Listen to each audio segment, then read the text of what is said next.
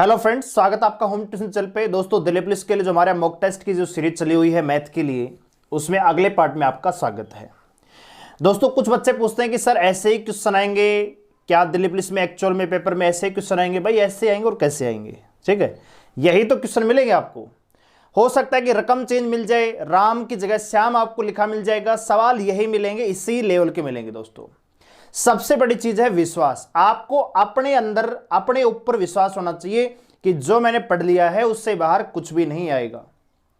अगर आपके अंदर विश्वास ही नहीं है कि पता नहीं क्या पूछा जाएगा, कहां से कोई क्वेश्चन आ जाएगा, तो आप ये समझ लीजिए आपके अंदर कॉन्फिडेंस की बहुत ज्यादा कमी है। आपके अंदर कॉन्फिडेंस होना चाहिए कि जितनी मैंने तैयारी कर ली है वो सफिशिएंट है, इससे बाहर कोई भी क्वेश्चन नहीं जाएगा। और दोस्तों, आपको पता है कि आखिरी के 2-3 दिन बच गए हैं। जिन बच्चों का पेपर 27 तारीख को है, उनको करना भी यही चाहिए। केवल मॉक टेस्ट आप अटेम्प्ट कीजिए बस, क्योंकि आप इन 2-3 दिन में पूरा का पूरा सिलेबस तो कवर नहीं कर सकते, लेकिन जब आप मॉक टेस्ट करेंगे तो हर टॉपिक से आपको क्वेश्चन देखने को मिलेगा और हर टॉपिक को आप हर क्वेश्चन पे कवर करके जा रहे होंगे। दोस्तों, एक क्वेश्चन आपको परसेंटेज से मिलेगा, एक आपको सिंप्लीफिकेशन से मिलेगा, एक घातांक करने से मिलेगा, एक मेंसुरेशन का क्वेश्चन मिलेगा। तो आपको हर क्वेश्चन के जब क्वेश्चन करते हैं ना, तो आपके अंदर आइडियाज लगातार बने रहते हैं कि कोई फॉर्मूला था, कोई ऐसा था क्या। ठीक है, जो आइडिया आपके दिमाग में उस क्वेश्चंस को लेके, उस टॉपिक को लेके वो लगातार बने रहते हैं। ठीक है, हम करते क्या है कि 1 महीने पहले सिंप्लीफिकेशन पढ़ा था, आज तक सिंप्लीफिकेशन का एक भी क्वेश्चन नहीं किया। तो धीरे धीरे हम उन टॉपिक्स के जो क्वेश्चन है, इंपॉर्टेंट क्वेश्चन है, उनकी जो ट्रिक है उनको भूलने लग जाते हैं। बात आ गई समझ में? 1 महीने पहले मैंने परसेंटेज पढ़ा था, परसेंटेज को पढ़े हुए मेरे को 1 महीना हो गया है, तो कहीं ना कहीं थोड़ा सा हमारे दिमाग में क्या लग जाता है, जंग लग जाता है। इसलिए लगातार उनको टच में रहना जरूरी है। और हर टॉपिक के टच में रहने का एक ही सूत्र है कि आप मॉक टेस्ट को अटेम्प्ट कीजिए। ठीक है, चाहो तो कंप्लीट कर लो, नहीं तो स्पेशल कर लो। एक मैथ का मॉक टेस्ट कर लिया 15 क्वेश्चन, रीजनिंग के मॉक टेस्ट कर लिए 25 क्वेश्चन का, तो आप रीजनिंग में भी 25 क्वेश्चन कर रहे हैं, मैथ में 15 क्वेश्चन कर रहे हैं, तो बहुत सफिशिएंट। आखिरी के 2-3 दिन बस इतना ही कीजिए दोस्तों।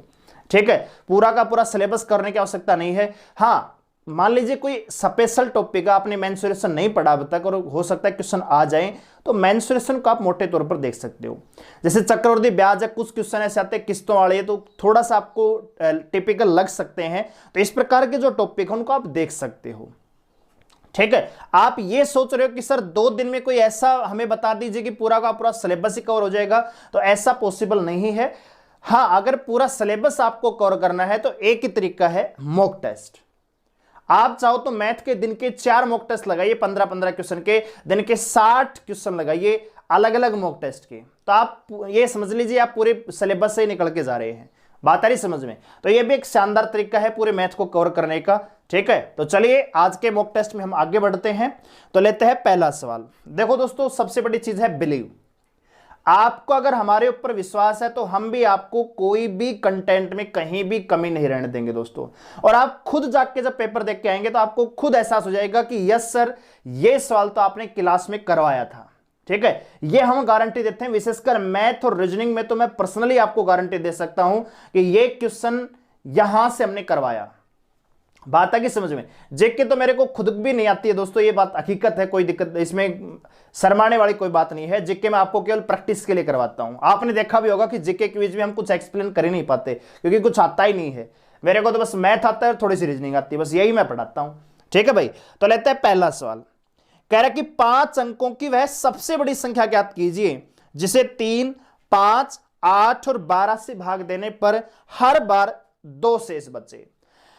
अब यहां से मान लीजिए आपसे केवल यह ना पूछा जाता कि 5 अंकों की सबसे बड़ी संख्या बताइए, लेकिन अगर आपसे केवल यह पूछा जाता कि आप मुझे वो संख्या बता दीजिए जिसे 3, 5, 8, 12 से भाग देने पर हर बार 2 शेष बचे, तो दोस्तों ये संख्या होती, ये जो संख्या निकलती ना, इसका जो डायरेक्ट सूत्र होता वो होता एलसीएम ऑफ किसका?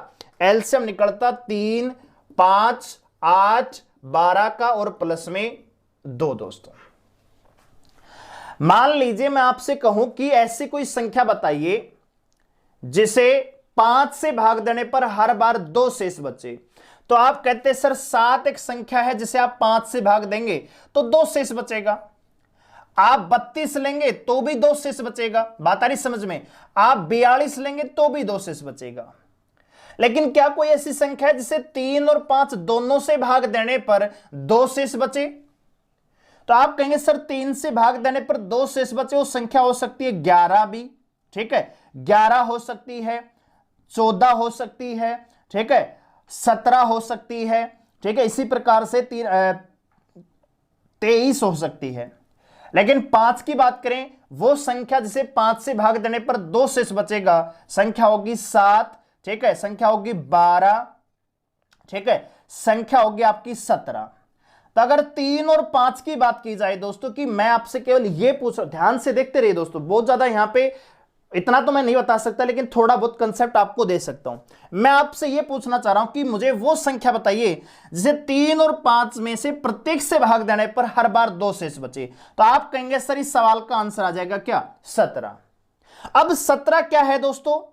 अगर 17 को मैं ऐसे ना लेके ऐसे आपसे पूछना चाहूं कि आप मुझे बताइए 3 और 5 का एलसीएम कितना होगा, आप कहेंगे सर 15 होगा, और 15 में जो ये रिमाइंडर है यही जोड़ दें तो क्या 17 नहीं आ जाएगा? यानी कि वो संख्या जिसे 3 और 5 से भाग देने पर हर बार 2 शेष बचे, वो होगी 3 और 5 का एलसीएम प्लस में 2, तो कितना आ जाएगा? 17 आ जाएगा। वो संख्या 17 ही है जिसे 3 और 5 से भाग देने पर हर बार क्या बचता है? 2 शेष बचता है। लेकिन सवाल में हमसे क्या पूछा है? 3, 5, 8 और 12। तो इसका मतलब क्या है? इन चारों का आपको एलसीएम निकालना पड़ेगा और प्लस में 2 करना पड़ेगा। बात आ गई समझ में दोस्तों? तो देखिए 3, 5, 8, 12 का जो एलसीएम होगा वो आपका होगा 120, और 120 में आप 2 जोड़ेंगे तो कितना आएगा? 122। यानी कि 122 वो छोटी से छोटी संख्या है जिसे आप 3, 5, 8, 12 प्रत्येक से भाग देंगे तो हर बार क्या शेष बचेगा? 2 शेष बचेगा। लेकिन हमसे पूछा क्या है? 5 अंकों की सबसे बड़ी संख्या। तो पहले तो आपको 120 को 5 अंकों की सबसे बड़ी संख्या के पास लेके जाना पड़ेगा, ठीक है। अब पास ले जाने का एक ही तरीका है, सबसे पहले आप इसको 12,000 बना लीजिए, 12 अंठे 96,000 बना लीजिए, 1200 तिया 3600 बना लीजिए, 12 तिया 36 बना लीजिए, 360। तो यहां पे जोड़ेंगे 9 9 9 60 0, यानी ये वो सबसे बड़ी संख्या है, ये 5 अंकों की सबसे बड़ी संख्या है जो 3, 5, 8, 12 से पूरी पूरी भाग जाती है दोस्तों। लेकिन हमसे पूरा पूरा भाग नहीं पूछा, हमें तो हर बार 2 शेष चाहिए। तो आपको करना क्या है? इसमें 2 और जोड़ देना है। तो सवाल का आंसर आ जाएगा 9962, यानी कि ऑप्शन डी इस सवाल का क्या होगा? आंसर होगा।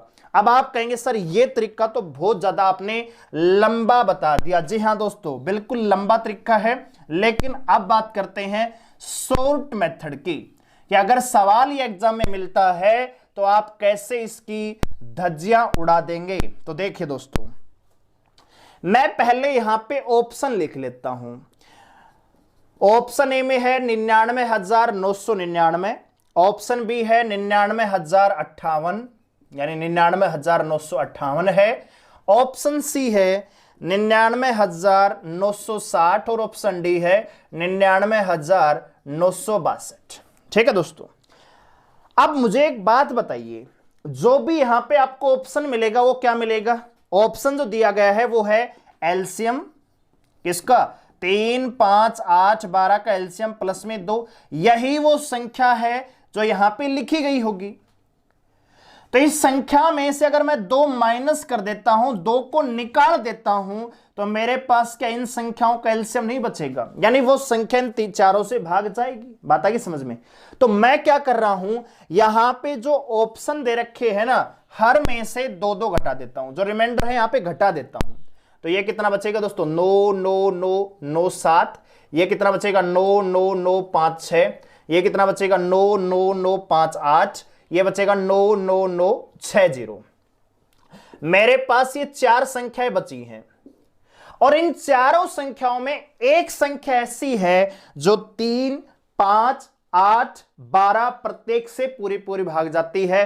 तो हम यहां पे क्या करेंगे? भाजकता का नियम चेक कर लेंगे। आप 3 का चेक कर सकते हैं, आप 8 का चेक कर सकते हैं, आप 12 का चेक कर लीजिए, आप 5 का चेक कर लीजिए। चलो 5 का चेक कर लेते हैं। तो अगर कोई संख्या 5 से भाग जाएगी तो उसका इकाई अंक या तो 0 होगा या फिर 5 होगा। तो क्या यहां पे 0,5 है? नहीं। क्या यहां पे 0,5 है? नहीं। क्या यहां पे 0,5 है? नहीं। क्या यहां पे 0 है? यस। तो यही आपका आंसर है। आप 3 का नियम चेक कर लेंगे तो यही वो संख्या है जो 3 से पूरी पूरी भाग जाती है। संख्या के अंकों का योग 3 से भाग जाना चाहिए और उस रूल पर यही संख्या है जो खरी उतरती है। तो आप किसी भी पैमाने से मापेंगे, आंसर ऑप्शन डी ही आएगा। 2 तरीके हैं, लॉन्ग मेथड, दूसरा तरीका है डिविजिबिलिटी रूल, भाजकता का नियम। ठीक है, और अब भाजकता के नियम से आप इस सवाल को मात्र 5 सेकंड के अंदर सोल्व कर सकते हैं।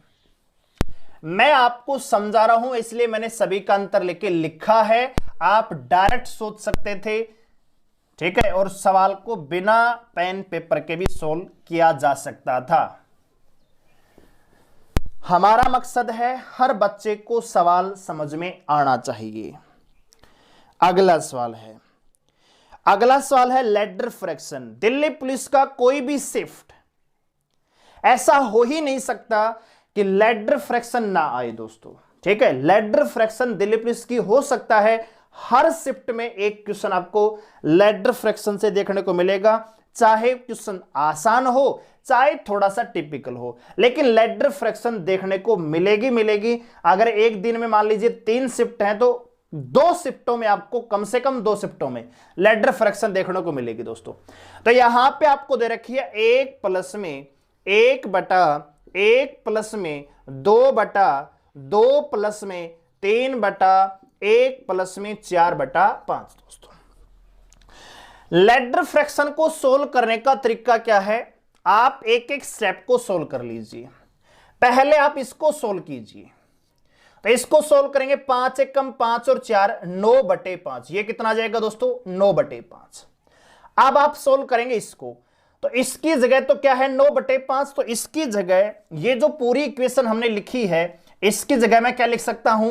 9 बटे 5 लिख सकता हूं। तो ये 5 आप जानते हैं कहां चला जाएगा? ऊपर चला जाएगा इसके मल्टीपल में। बात आ गई समझ में? इसको मैं रफ कर देता हूं। अब यहां पे इसको सोल्व करेंगे, इस इक्वेशन को सोल्व करेंगे तो 9 दूनी 18 और 15, तो 18 और 15 कितने होंगे दोस्तों? 33। तो यहां पे आएगा आपका 33 बटे 9।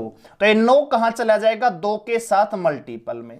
अब देखिए 33 से कम 33 और 18, तो 33 और 18 होंगे दोस्तों 51। यानी कि इस इक्वेशन का जो सॉल्यूशन बनेगा वो बनेगा 51 बटा 33।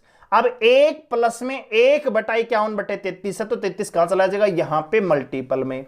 यहां से 33 हट जाएगा। जब आप इसको सोल्व करेंगे 51 एक कम 51 प्लस में 33, तो आएगा 84 बटे 51। कैलकुलेट करते हैं, 3 दूनी 6, 3 अंठे 24 और 3 बटे 7, ये 17 से कटेगा। 3 दूनी 6, 3 अंठे 24 और 3 एकम 3, 3 साते 21, 28 बटे 17। कैलकुलेट करेंगे तो 17 एकम 17 और यहां पे बचेगा 11, तो एक सही 11 बटे 17 इस सवाल का क्या हो जाएगा? आंसर हो जाएगा दोस्तों। ठीक है, तो बहुत ही डिटेल से मैंने समझाया है, आपको भी एग्जाम में ऐसे करना है, एक एक स्टेप को सोल्व कर लेंगे। ठीक है, चलिए अगला सवाल देखिए क्या कह रहा है। अगला सवाल है, ये थोड़ा सा टिपिकल लेवल का है दोस्तों, सीजीएल मेंस में आया हुआ क्वेश्चन है ये, लेकिन दिल्ली पुलिस में देखने को मिल सकता है। रूट के अंदर है, √3 है, वो माइनस का है, प्लस में फिर √3 है, प्लस में 8 √7 प्लस में 4 √3 का आपसे सॉल्यूशन मांगा है भाई। ठीक है, तो हम इस सवाल को क्या करेंगे, एक एक स्टेप को सोल्व करेंगे। सबसे पहले हम इस इक्वेशन को सोल्व कर देते हैं, 7 प्लस में 4 √3 दोस्तों। अब मेरी बात आप ध्यान से सुनिए, जब भी आपको इस प्रकार का फॉर्मेट नजर आता है, 7 प्लस में 4 √3, 7 प्लस में 8 √3, 7 प्लस में यानी कुछ भी आ सकता है, यहां पे 19 प्लस में 8 √3 आ सकता है, कुछ भी आ सकता है। इस प्रकार का जब आपको फॉर्मेट मिले, रूट और प्लस में 7 प्लस में 4 √3, संख्या कुछ भी हो सकती है, फॉर्मेट ये होना चाहिए। तो आपको करना क्या है, ये जो 4 है ना, इसकी जगह 2 चाहिए। आप कुछ भी कीजिए, यहां पे हमें 2 चाहिए, 2 से ज्यादा भी नहीं चलेगा, 2 से कम भी नहीं चलेगा, केवल 2 चाहिए। तो आप कहेंगे सर 2 कहां से लेके आए, है ही नहीं तो कहां से लेके आए, लाना पड़ेगा भाई। आपको जितना मैथ आता है लगाइए, अगर सवाल को सेकंडों में सोल्व करना है तो यहां पे आपको 2 चाहिए। तो 2 कैसे लाए सर? आप जानते हैं 4 का मतलब है 2 गुणा में 2, तो आप यहां पे 2 रखना है आपको, तो 1 2 तो हम यहां पे रख लेते हैं। अच्छा जी, और दूसरा 2 कहां चला जाएगा? वो सर रूट के अंदर चला जाएगा। तो जब भी कोई संख्या रूट के अंदर जाती है वो अपना स्क्वायर होके जाती है। एक बात बताइए, रूट 16 का मान कितना होगा? 4। और अगर इस 4 को मैं वापस रूट में रखना चाहूंगा तो 4 का क्या स्क्वायर होके नहीं जाएगा? 16 तो बनेगा रूट के अंदर। तो हम क्या कर रहे हैं, 4 था यहां पे, 4 का एक दुआ हमने यहां पे रख लिया और दूसरा हम अंदर भेजना चाहते हैं 3 के साथ, तो 2 का क्या बन जाएगा? 4 बन जाएगा। और 4 जब 3 के साथ मल्टीपल में जाएगा तो ये कितना हो जाएगा दोस्तों? 12 हो जाएगा।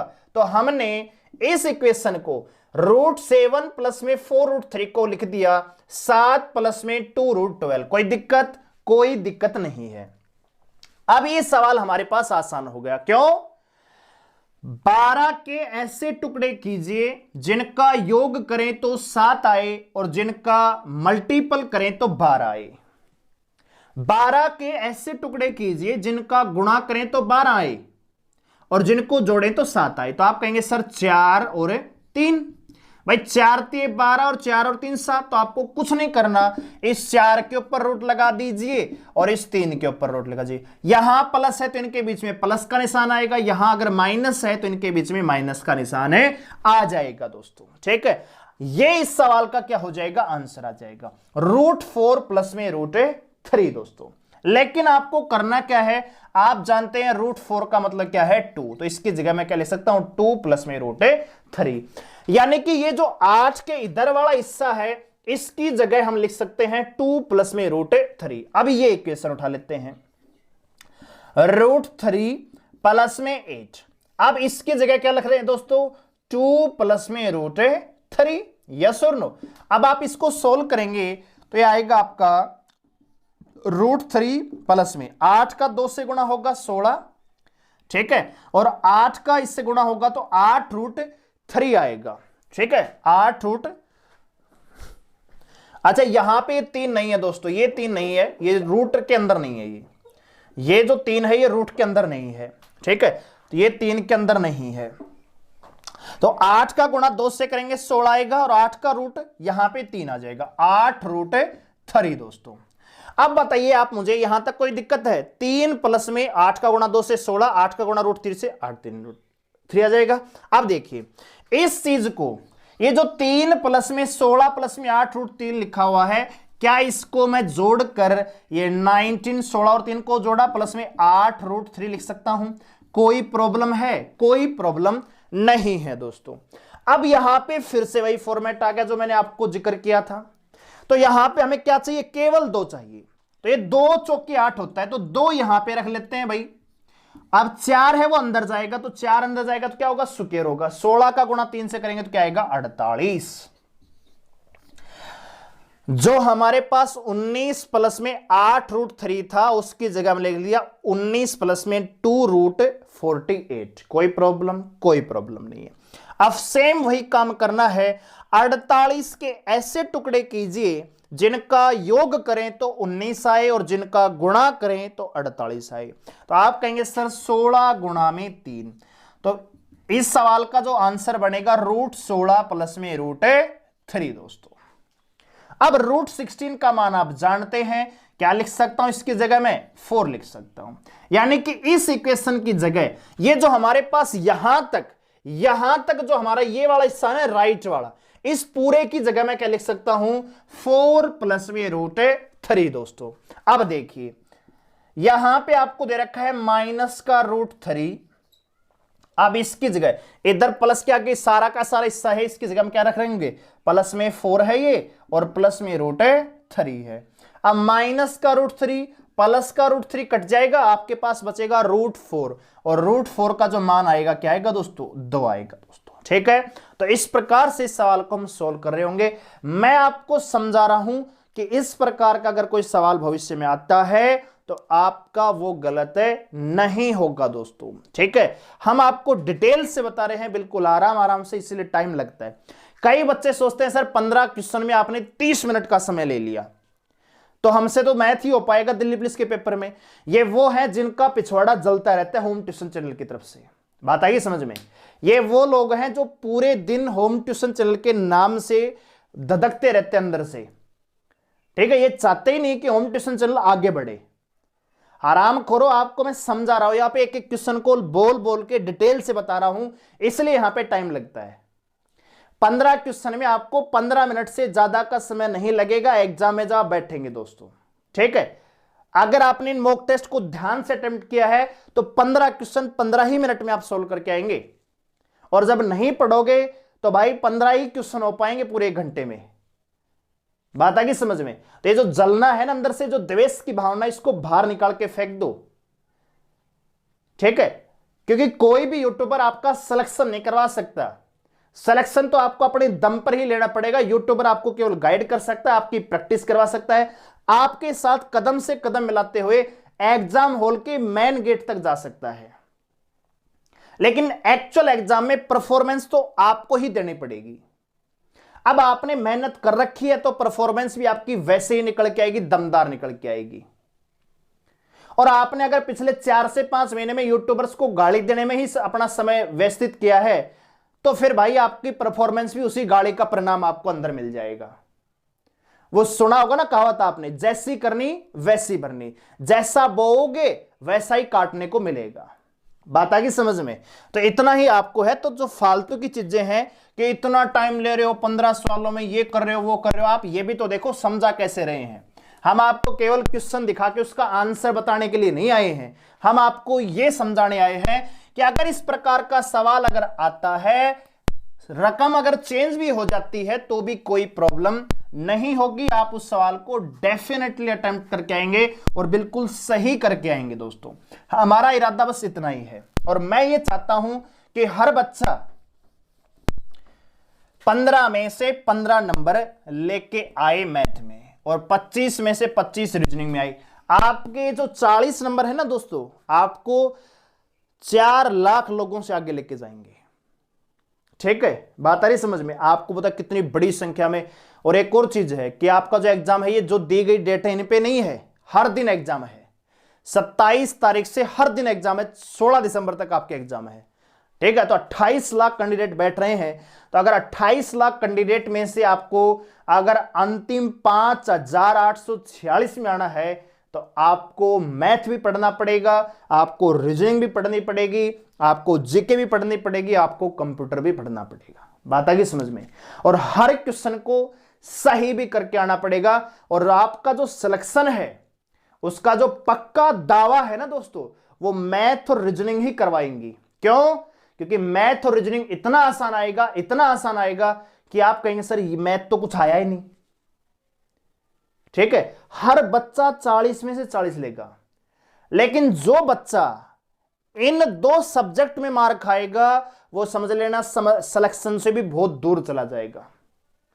बात आई समझ में। तो आप अपना ये दावा पक्का कीजिए कि मैथ और रीजनिंग में मैं 40 में से 40 लेके आऊंगा, फिर आपका सिलेक्शन कोई नहीं रोक सकता। ठीक है, चलिए अगला सवाल देखिए। यहां पे भी सवाल दे रखा है, ये सिंप्लीफिकेशन का सवाल है। क्वेश्चन आपको दिख रहा है, फिर भी मैं लिख देता हूं थोड़ा सा अपनी सुविधा के लिए। 10 प्लस में है, फिर रूट 25 है, प्लस में रूट 108 है, प्लस में दे रखा है 154 रूट के अंदर, प्लस में है रूट 225 दोस्तों, और बटे में है क्यूब रूट 8।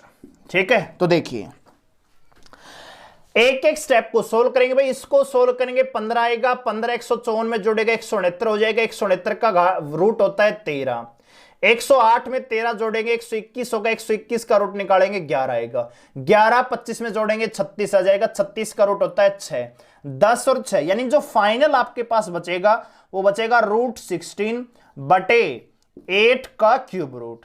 तो रूट 16 का मान होता है 4 और 8 का क्यूब रूट होता है 2, तो कैलकुलेट करेंगे तो 2 इस सवाल का क्या हो जाएगा, आंसर हो जाएगा दोस्तों। ठीक है, तो इस प्रकार के भी सवाल आपको देखने को मिलेंगे जो बेहद इजी होंगे।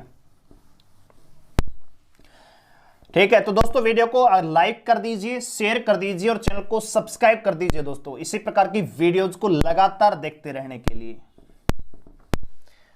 अगला सवाल देखिए क्या कह रहा है। यहां पे संख्याएं दे रखी हैं 4 और इनको अवरोही क्रम में व्यवस्थित करना है। अवरोही क्रम का मतलब घटते क्रम में, जो सबसे बड़ी संख्या है वो सबसे पहले आएगी, सबसे छोटी संख्या वो सबसे बाद में आएगी। तो यहां पे जो संख्याएं दे रखी हैं, √4 का ऑर्डर 3 है, यहां पे फिर है √2 और अगली संख्या है 3 का ऑर्डर 6 है और √5 का ऑर्डर 4 है। ठीक है, तो देखिए दोस्तों, एक संख्या मान लीजिए आपको इस प्रकार से दे रखी है n की पावर x, तो दोस्तों इसका मतलब होता है n का पावर 1/x। इसको हम ऐसे भी लिख सकते हैं, बात आ गई समझ में। तो हम इसको क्या लिखेंगे, 4 की पावर 1/3, यहां पे 2 की पावर 1/2, या इस प्रकार से लिख सकते हो आप, ऐसे कर लो इनको, थोड़ा सा आपको क्लियर नजर आए। 10 की पावर 1/6 आएगा, यहां पे 5 की पावर 1/4 आएगा। अब कैसे कैलकुलेट करें, तो इनको कैलकुलेट करने के लिए इनकी पावर क्या करनी पड़ेगी, बराबर करनी पड़ेगी। होल पावर को क्या करना पड़ेगा, इक्वल करना पड़ेगा। तो इसलिए हम क्या कर देते हैं, जो ये 1/3 है ना, ये 3, 2, 6, 4, इनका एलसीएम ले लेते हैं। तो इनका एलसीएम कितना आएगा दोस्तों, 12। तो सबकी होल पावर 12 कर दी, यानी इसकी भी होल पावर 12, इसकी भी होल पावर 12, इसकी भी होल पावर 12 और इसकी भी होल पावर 12। ठीक है, तो आप जानते हैं 4 की पावर 1/3 की होल पावर अगर 12 है तो ये क्या हो जाएगा, 4 की पावर 4। ये क्या हो जाएगा, 2 की पावर 6। ये क्या हो जाएगा, 3 की पावर 2। ये हो जाएगा 5 की पावर 3। इतनी बात क्लियर है, बिल्कुल सर, कोई प्रॉब्लम ही नहीं है। 4 की पावर 4, 16 गुणा में 16, 256। 2 की पावर 6, 64। 3 की पावर 2, 9। 5 की पावर 3, 125। इतना आ गया दोस्तों। अब आप मुझे बताइए सबसे बड़ा नंबर कौन सा है, सबसे बड़ा नंबर है ये। तो सबसे पहले संख्या भी यही लिखी जाएगी, ऑर्डर √4 का यहां पे 3 है। इसके बाद कौन सी संख्या आएगी, ये वाली, और ये कौन सी है, 5 का ऑर्डर है 4 दोस्तों। फिर कौन सी आएगी, ये वाली, यानी कि √2। फिर कौन सी आएगी, √3 का ऑर्डर है यहां पे 6 दोस्तों। और ऐसा दिया गया है ऑप्शन ए में, तो ऑप्शन ए ही आपका क्या हो जाएगा, आंसर हो जाएगा। तो ये है इसका मेथड, जिस प्रकार से इस सवाल को किया जाता है। ठीक है दोस्तों, चलिए, तो उम्मीद करता हूं आपको इस सवाल समझ में आया होगा। अगले सवाल पर आगे बढ़ते हैं। अगले सवाल पर आगे बढ़ने से पहले इतना ही कहना चाहूंगा कि अगर आपको ये वीडियो पसंद आ रहा है, क्वेश्चंस आपको समझ में आ रही हैं और मेरा पढ़ाया हुआ आपको अच्छा लग रहा है, तो वीडियो को लाइक जरूर करें और शेयर करें अन्य विद्यार्थियों के साथ। ठीक है, अगला सवाल देखिए, कह रहा है कि 100 चीजों का औसत है वो 46 है। बाद में यह पता चला कि उसमें गलती से 16 को 61 पढ़ लिया। पढ़ना चाहिए था 16, पढ़ लिया कितना, 61। 43 को 34 पढ़ना चाहिए था, यानी 43 को 34 पढ़ लिया। और यह भी पता चला कि चीजों की संख्या है वो 100 नहीं बल्कि मात्र 90 थी। तो इसलिए सभी संख्याओं का सही औसत क्या होगा, तो सबसे पहले 100 के अकॉर्डिंग चलते हैं। 100 संख्याओं का हम यहां पे क्या निकालेंगे दोस्तों, योग निकालेंगे। तो औसत कितना दे रखा है, 46। तो 46 गुणा में 100 करोगे, क्या आएगा, 4600। इसने 4600 को 100 से भाग दिया होगा, तभी तो 46 औसत निकाला होगा। यस और नो दोस्तों। अब ये कह रहा है कि कोई संख्या 16 थी, उसको 61 पढ़ लिया। अब 16 को 61 पढ़ लिया दोस्तों, तो जितना ज्यादा पढ़ा है उसको बाहर निकालना पड़ेगा। उतना आपने गलती की, उस गलती को बाहर निकालेंगे। तो कितना ज्यादा पढ़ा है दोस्तों, 11 में 6 गई 5 और 5 में गई 4, यानी 45 आपको इसमें से घटाना पड़ेगा। अच्छा जी, फिर इसने क्या किया, 43 को इसने पढ़ा है कितना, 34। पढ़ना चाहिए था 43, पढ़ लिया 34, कितना कम पड़ा दोस्तों 9, तो 9 आपको इसमें जोड़ना पड़ेगा, तो 9 जोड़ देते हैं भाई। अब प्लस का 45 है, माइनस का 45 है, प्लस का 9 है, एक्चुअल में कितना आएगा माइनस का 36, यानी आपको इस संख्या में 36 को माइनस करना पड़ेगा। तो इसमें से जब आप 36 माइनस करेंगे तो यह आएगी 45 और यहां पे 64, यही आएगा 45 64 दोस्तों, ठीक है।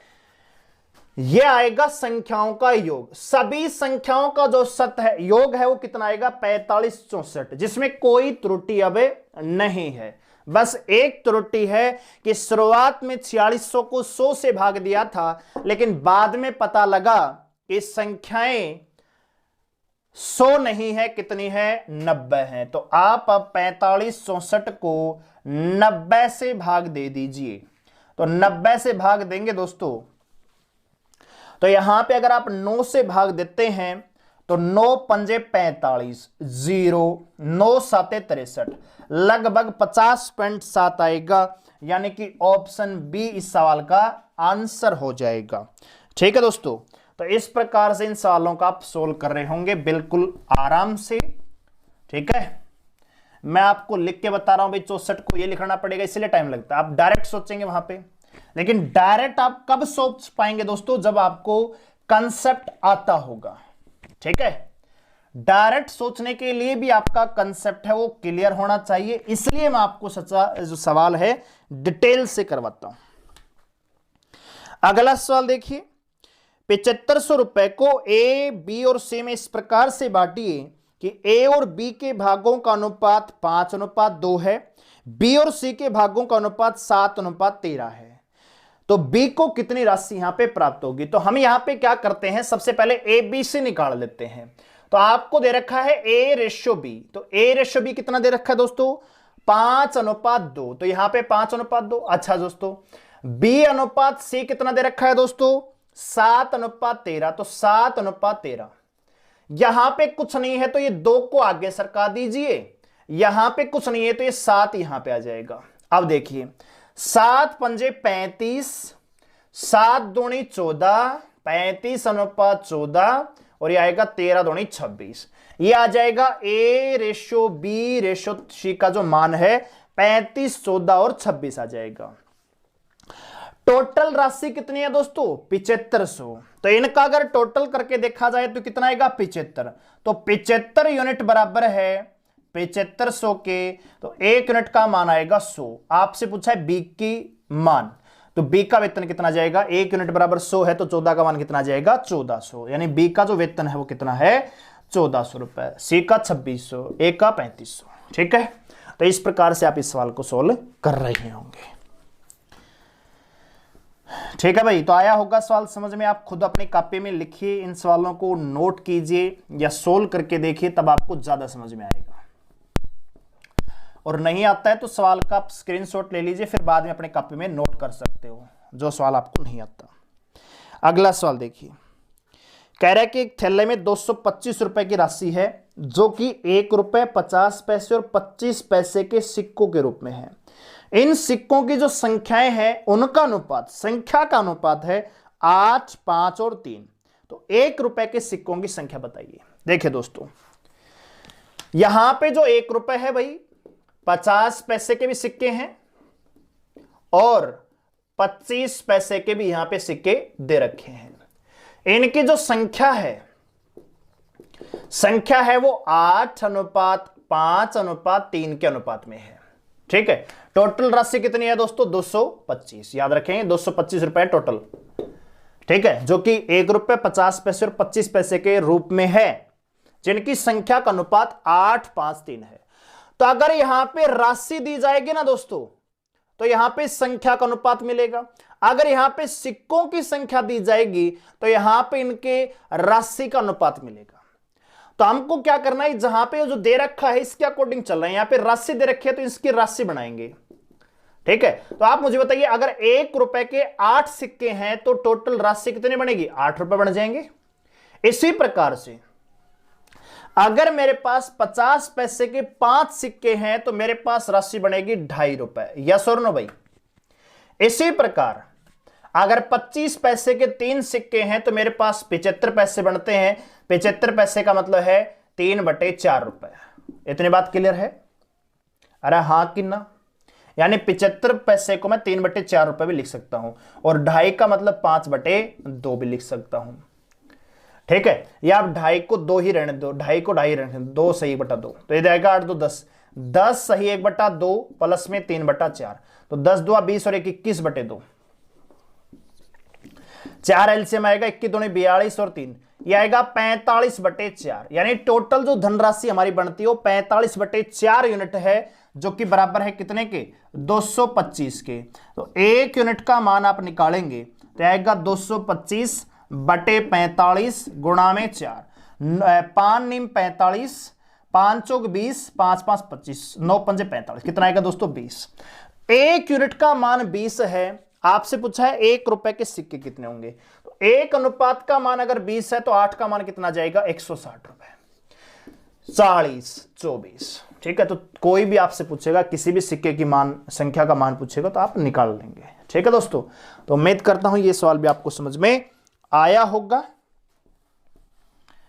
ठीक है भाई, तो कुछ नहीं है, सवाल ऐसे ही आपके एग्जाम में आएंगे दोस्तों, ऐसे के ऐसे सवाल आपको देखने को मिलेंगे, इससे बाहर कुछ भी नहीं जाएगा। ठीक है, चलिए आगे बढ़ते हैं अगले सवाल पर। कह रहा है कि एक व्यक्ति अपने धन का 50% भाग अपने पुत्र को दे देता है, 30% भाग अपने पुत्री को दे देता है, शेष राशि का 80% किसी ट्रस्ट को दान कर देता है। अब यदि उस व्यक्ति के पास 16,000 रुपए बचते हैं तो प्रारंभ में उसके पास कितनी धनराशि थी? तो मान लेते हैं प्रारंभिक धनराशि कितनी है दोस्तों? 100 रुपए। प्रारंभिक राशि है ना, कुल राशि, कुल धनराशि कितनी मान लेते हैं? 100 रुपए। इसने क्या कर दिया? 100 में से 50% भाग दे दिया किसको? पुत्र को। इसी 100 में से 30 दे दिया किसको? पुत्री को। तो पुत्र और पुत्री को मिलाकर कितने दे दिए दोस्तों? 80 दे दिए। 100 में से 80 रुपए तो बांट दिए। अब इसके पास शेष कितने रह जाएंगे दोस्तों? शेष बचेंगे 20। ये है शेष। इस शेष का ना दोस्तों 80% क्या कर दिया? दान में। तो दान में कितना दिया होगा? 16 रुपए। ये 16 रुपए इसने क्या कर दिए? दान कर दिए। तो दान करने के लिए 20 में से 16 दान कर दिए, तो अब जो इसके पास अंतिम राशि बचती है वो कितनी बचती है दोस्तों? 4। और इस 4 यूनिट का मान है 16,000। 1 यूनिट का मान आएगा 4,000। आपसे पूछा है टोटल राशि, तो गुणा में 100 और कर देंगे तो कितना आ जाएगा दोस्तों? 4 लाख। ठीक है, तो प्रारंभ में जो कुल राशि थी 4 लाख रुपए थी। ऑप्शन डी इस सवाल का आंसर आएगा। ठीक है, उम्मीद है सवाल आपको समझ में आया होगा। नहीं आया तो आप सवाल को नोट कर लीजिए, बाद में दोबारा देख सकते हैं। सवाल धमाकेदार है, कोई प्रॉब्लम नहीं है।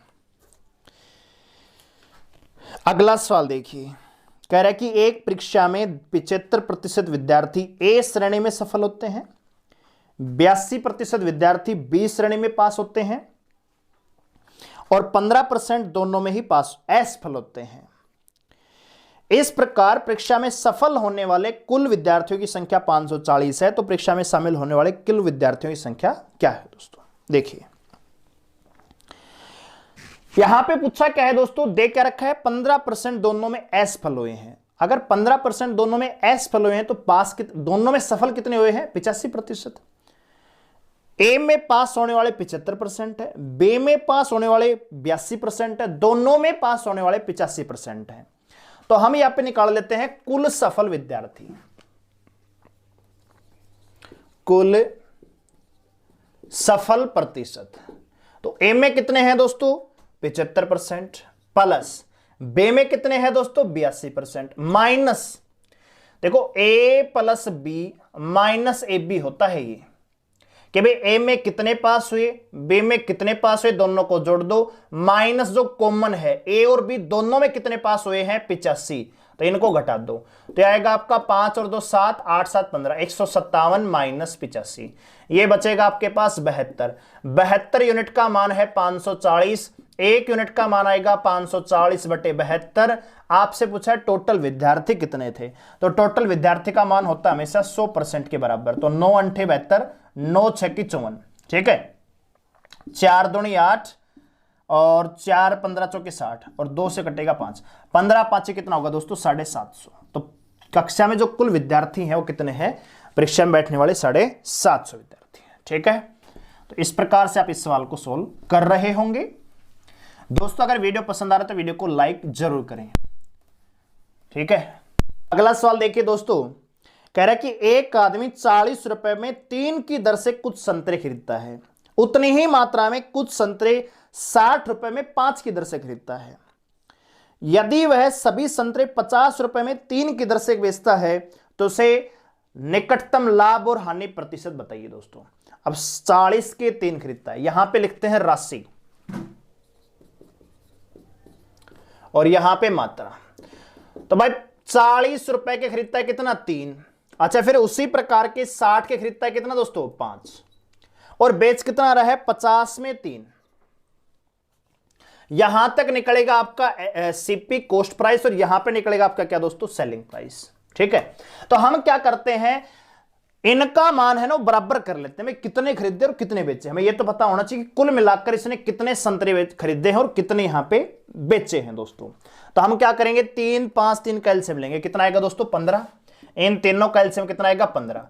तो आप 3 को 15 बनाएंगे, कितने से गुणा करना पड़ेगा 5 से, तो इसको भी 5 से गुणा करेंगे तो यह आएगा 15 और यह आएगा 200।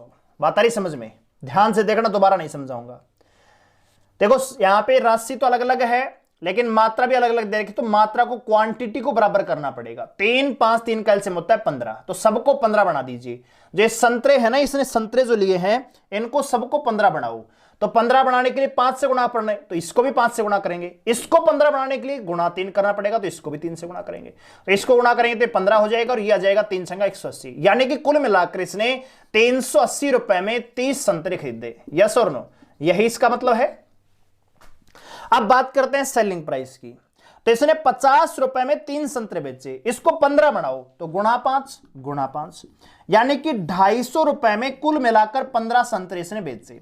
अगर 250 में संतरा 15 बेच रहा है तो टोटल 30 कितने बेच रहा होगा दोस्तों 500 में, 500 रुपए में 30 संतरे ये बेच रहा होगा। फाइनल बात कर लेते हैं, इस व्यक्ति ने क्या किया है 380 रुपए में 30 संतरे खरीदे हैं।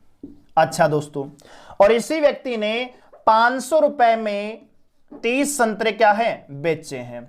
आप मुझे बताइए लाभ कितने का है, क्या 120 का नहीं है, कितने पर है 380 पर, तो 100 पर कितना, कैलकुलेट करेंगे 6/19 तो आएगा 600/19 जो कि बराबर है देखो 19 या 57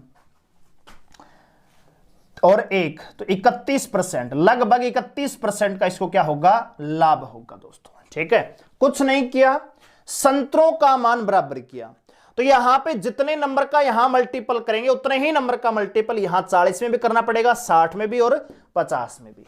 ठीक है, तो फाइनल जो हमारे पास कैलकुलेशन आती है वो ये है कि इस व्यक्ति ने कुल मिलाकर 30 संतरे 380 रुपए में खरीदे हैं और यही 30 संतरे इसने कुल मिलाकर 500 रुपए में बेचे हैं दोस्तों। तो इस प्रकार टोटल सौदे में इसको 120 रुपए का लाभ होता है, कितने पर 380 रुपए पर, तो 100 पर कितना, लगभग 31% का ये लाभ यहां से अर्जित करता है। ठीक है दोस्तों, तो उम्मीद है सवाल आपको बेहतरीन तरीके से समझ में आया होगा। आगे बढ़ते हैं अगले सवाल पर। तो अगला सवाल आपको स्क्रीन पर नजर आ रहा है, जरा गौर फरमाइए कि क्या है इस सवाल में दोस्तों। कह रहा है कि अर्धवार्षिक रूप से संयोजित 20% वार्षिक ब्याज की दर से, चक्रवृद्धि ब्याज की दर से कितने समय में 10,000 रुपए की धनराशि 13,310 हो जाएगी। तो देखिए दोस्तों, जो आपका मिश्र दोनों आता है अमाउंट, उसका सूत्र होता है प्रिंसिपल इंटू 1 + R/100 और यहां पे होता है टाइम दोस्तों। ठीक है, आपको ये दे रखा है 13,310 रुपए, ये दे रखा आपको 10,000 रुपए। ठीक है, यहां पे 1 + बटे 100 और यहां पे टाइम आपको निकालना है। अब बात आती है रेट की। देखो जो ब्याज है वो संयोजित किया जा रहा है, कैलकुलेट किया जा रहा है अर्धवार्षिक, लेकिन दर बताई गई है वार्षिक। यानी हमने किसी साहूकार से कोई धन लिया और उसने दर बताया भाई 20% वार्षिक ब्याज की दर है, लेकिन उसने ये कहा कि मैं हर 6 महीने पर हिसाब करूंगा। तो फिर हमने भी उससे कह दिया कि जब हिसाब आपको हर 6 महीने पर ही करना है, अर्धवार्षिक ही करना है, तो ब्याज हम पूरे साल के अनुसार क्यों दें, हम ब्याज भी 6 महीने के अनुसार ही देंगे। तो अगर वार्षिक ब्याज की जो दर है वो 20% है, तो अर्धवार्षिक कितनी हो जाएगी दोस्तों, 10% हो जाएगी। ठीक है, तो यहां पे कितना आएगा, 10 आएगा, ना कि 20। ठीक है, अब देखिए ये 0 से 0 कैंसिल हो जाएगा, ये 1331 बटे 1000, यहां पे क्या होगा, 10 कटेगा, यहां पे 10 से कम 10, 11 बटे 10 का पावर कितना आएगा, टी। अच्छा दोस्तों, इसकी जगह क्या मैं लिख सकता हूं, 11 बटे 10 का ये क्यूब नहीं है, 11 बटे 10 का क्यूब है, और इधर क्या है, 11 बटे 10 का पावर टी। ये 11 बटे 10 बेस बराबर है, तो टी का मान कितना आ जाएगा दोस्तों, 3 वर्ष। तो यहां पे 3 वर्ष में 10,000 रुपए की जो राशि है वो 13,310 हो जाएगी 20% वार्षिक ब्याज की दर से, जब ब्याज अर्धवार्षिक रूप से संयोजित किया जाता है। ठीक है दोस्तों, कुछ नहीं करना, बिल्कुल बेसिक से मैंने आपको समझाता है, कहीं कोई रुकावट नहीं आएगी दोस्तों। ठीक है, शॉर्ट मेथड से करोगे तो सोचते रह जाओगे कि इस सवाल को कैसे सोल्व करेंगे, कैसे सोल्व करेंगे। ठीक है, हो सकता है 50% 60% बच्चे इस सवाल को कर लेंगे, लेकिन जो 40% है ड्रीम तो उनका भी है ना दिल्ली पुलिस में सिलेक्शन लेने का, तो सवाल तो सबको समझ में आना चाहिए। ठीक है, और सबको समझाने का एक ही तरीका है, डिटेल से, बेसिक से। अगला सवाल देखिए, कह रहा है कि ए किसी कार्य को 36 दिन में करता है, बी 54 दिन में, सी 72 दिन में। उन्होंने कार्य प्रारंभ किया, किंतु 8 दिन पहले ए चला गया, 12 दिन पहले बी चला गया। तो पहले हम बेसिक काम कर लेते हैं। कह रहा है कि ए किसी काम को करता है 36 दिन में, बी करता है 54 दिन में, सी करता है 72 दिन में। तो सबसे पहले टोटल वर्क निकाल लेते हैं, कितना आएगा, 216। इनकी कार्य क्षमता निकाल लेते हैं भाई, तो आएगा 6, 4 और 3। ठीक है, तो यहां पे हम एबीसी निकाल देते हैं। एबीसी निकालने की आवश्यकता भी क्या है, कोई भी आवश्यकता नहीं है। देखिए अब यहां पे काम को समझिए आप, मान लीजिए काम यहां से शुरू हुआ और यहां पे खत्म हुआ। ठीक है, कह रहा है कि जब काम खत्म हुआ ना, उससे 8 दिन पहले तो ए चला गया और उससे 12 दिन पहले बी चला गया। तो पहले कौन गया, पहले बी गया। कितने दिन पहले, 12 दिन पहले। अगर बी गया है 12 दिन पहले दोस्तों, बी गया है 12 दिन पहले और ए गया है 8 दिन पहले, तो इसका मतलब ए ने 4 दिन काम किया। देखो यहां से काम खत्म हुआ, तो इससे जब काम खत्म होने वाला था उससे 12 दिन पहले कौन चला गया, बी काम के, और जब काम समाप्त होने वाला था उससे 8 दिन पहले कौन गया है, यहां पे ए गया है। इसका मतलब बीच के जो 4 दिन है इसमें ए और सी ने काम किया है, क्योंकि बी तो जा चुका था। ठीक है, तो ए और सी 4 दिन में कितना काम कर सकते हैं दोस्तों, एक दिन में करते हैं 9, तो 4 दिन में 36 काम करते हैं। ठीक है, ए और सी ने बी के जाने के बाद ए ने सी के साथ 4 दिन काम किया, क्योंकि ए काम छोड़कर गया 8 दिन पहले और बी काम छोड़कर गया 12 दिन पहले, यानी बीच के जो 4 दिन है इनमें ए ने सी के साथ काम किया, और ए और सी एक दिन में 9 काम कर सकते हैं, 4 दिन में 36 काम इन्होंने किया। अब ए भी काम छोड़कर चला गया, आखिरी के 8 दिन में सी ने काम किया, तो आखिरी के 8 दिन में सी ने कितना काम किया होगा, 24 काम किया होगा। इसका मतलब कुल मिलाकर आखिरी के 12 दिनों में कुल मिलाकर 60 काम हुआ है। तो इससे पहले कितना काम हुआ होगा, 156, क्योंकि टोटल कितना है, 216। ये 156 काम तीनों ने मिलकर ही तो किया होगा दोस्तों, और तीनों की कुल मिलाकर जो कैपेसिटी है वो है 13। तो यहां पे टाइम लगा होगा 12 दिन का। सवाल ये पूछा है कि कुल मिलाकर कार्य को करने में कितने दिन का समय लगा, तो 12, 4, 16 और 8, 24 दिन। तो कुल मिलाकर इस काम को करने में 24 दिन का टाइम लगेगा दोस्तों। ठीक है, तो बिल्कुल आसान भाषा में इन्हें समझाया है। ठीक है, तो उम्मीद है आपको सवाल ये समझ में आया होगा। वीडियो को लाइक कर दीजिए, चैनल को सब्सक्राइब कर लीजिए इसी प्रकार की वीडियोस डेली पाने के लिए दोस्तों, और बेल आइकन को प्रेस कर लें ताकि वीडियो का नोटिस आपको मिल जाए। अगला सवाल देखिए, कह रहा है कि दो रेलगाड़ियां हैं, एक ही समय पर अलीगढ़ और दिल्ली से क्रमशः 14 किलोमीटर प्रति घंटा और 21 किलोमीटर प्रति घंटे की रफ्तार से चलती हैं एक दूसरे की ओर। जब वे एक दूसरे से मिलती हैं तो पता चलता है कि उनमें से एक रेलगाड़ी ने दूसरे रेलगाड़ी से 70 किलोमीटर ज्यादा दूरी तय की है। तो ए और बी के बीच में कुल मिलाकर दूरी कितनी है दोस्तों, यानी दोनों स्थानों के बीच में दूरी क्या है। तो एक बात यहां पे समझिए, ये स्थान है मान लीजिए ए और बी, एक ट्रेन जा रही है ए से बी की ओर, दूसरी ट्रेन आ रही है बी से ए की ओर। तो यहां पे डिस्टेंस क्या है दोस्तों, कांस्टेंट है, और दोनों ही समान समय पे चल रही हैं, दोनों ने एक ही समय पर चलना स्टार्ट किया। तो यहां पे सीधा सा कंसेप्ट है कि जब टाइम आपका कांस्टेंट होता है तो जो रेशो स्पीड का होगा वही रेशो डिस्टेंस का होगा। तो यहां पे स्पीड का जो रेशो है वो है ट्रेन ए और ट्रेन बी, स्पीड का रेशो है 14 और 21 का, तो डिस्टेंस का भी रेशो आएगा 2:3। कुल मिलाकर दूरी कितनी है दोस्तों, 5। कितनी ज्यादा तय कर रही है, देखो स्पीड का रेशो है 14-21 का, एक चल रही है 14 किलोमीटर के हिसाब से 14 किलोमीटर पर आवर, दूसरी चल रही है 21 किलोमीटर पर आवर। तो यही रेशो डिस्टेंस का है 2:3, यानी 1 यूनिट ये ज्यादा चल रही है। 1 यूनिट का मान है 75 किलोमीटर, तो 5 का मान कितना जाएगा, 75 गुणा में 3, सॉरी 5, तो 5 5 25, 5 7 35 और 1 37, 375 किलोमीटर। कितना ज्यादा चल रही है, 70 चल रही है ना, 70। तो यहां पे 5 7 35, 350 किलोमीटर। तो दोनों स्थानों के बीच की जो डिस्टेंस है वो कितनी है, 350 किलोमीटर। यहां पे सीधा सा कंसेप्ट है, आप कुछ मत कीजिए, आप ये समझ लीजिए कि जब टाइम कांस्टेंट है, दोनों ने एक ही समय पर चलना स्टार्ट किया है एक दूसरे की ओर, टाइम कांस्टेंट है। तो अगर टाइम कांस्टेंट है तो जो रेशियो स्पीड का होता है वही रेशियो डिस्टेंस का होता है। तो रेशियो यहां पे 14-21 है तो स्पीड का, तो डिस्टेंस का भी यही आएगा 2:3। तो 1 यूनिट ज्यादा चलेगी, तो 1 यूनिट का मान कितना दे रखा है, 70 किलोमीटर। तो कुल मिलाकर दूरी क्या है दोस्तों, 5, तो 5 का मान कितना जाएगा, 350 किलोमीटर। ठीक है भाई, तो उम्मीद है आपको इस सवाल समझ में आया होगा। बहुत ही आसान सवाल है, दिखने में ही बड़ा है बहुत आसान। और लेते हैं आज का आखिरी सवाल इस मॉक टेस्ट का।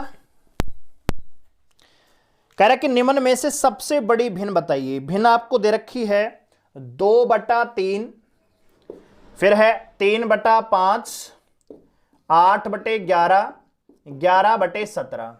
अब देखो इसको कंपेयर, इस सवाल को सोल्व करने का 2 तरीके हैं। या तो आप दो भिन्न को कंपेयर करते चले जाओ। कंपेयर कैसे करेंगे सर, जैसे 2/3 और 3/5 को कंपेयर करेंगे तो क्रॉस में मल्टीपल कर दो।